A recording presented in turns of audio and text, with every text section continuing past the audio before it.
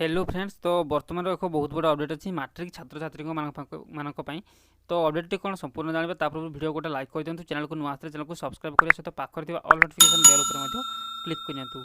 Corona संक्रमण आशंका दीर्घ 9 मास है स्कूल बंद रही है। बोर्ड परीक्षा को दृष्टि रखी राज्य सरकार पक्षर दशम और द्वादश श्रेणी छात्र छात्री स्कूल खोलगला।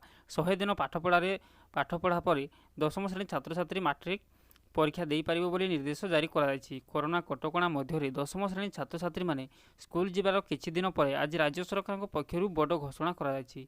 मुख्यमंत्री नवीन पट्टनायक मैट्रिक परीक्षा फी छाड़ नहीं घोषणा कर मैट्रिक परीक्षा फी छाड़ द्वारा 6 लाख छात्र छात्री उपकृत हेबे। फी छाड़ पर 27 कोटी व्यवहार बहन करेंगे ओडिशा सरकार। मैट्रिक फी छात्र छात्री को 420 टंका फी देवाक पड़ता है बोली मुख्यमंत्री कार्यालय पक्षर सूचना दी जाएगी। आज मुख्यमंत्री नवीन पट्टनायक मैट्रिक फी छाड़ करने द्वारा छात्र छात्री और अभिभावक खुशी व्यक्त कर कोरोना महामारी जो बहुत लोक चाकरी हराइथिबा बेले अनेकों आर्थिक स्थिति खराब होता।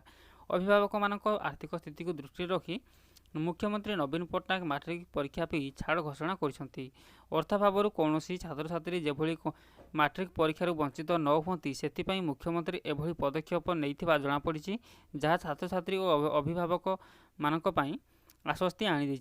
तेबे कोविड नियम यथा मास्क पिंधिबा, सानिटाइज व्यवहार और सामाजिक दूरत्व बजाय रखा आदि को बाध्यतामूलक भाव पालन करने को छात्र छात्री को मुख्यमंत्री परामर्श देइछंती।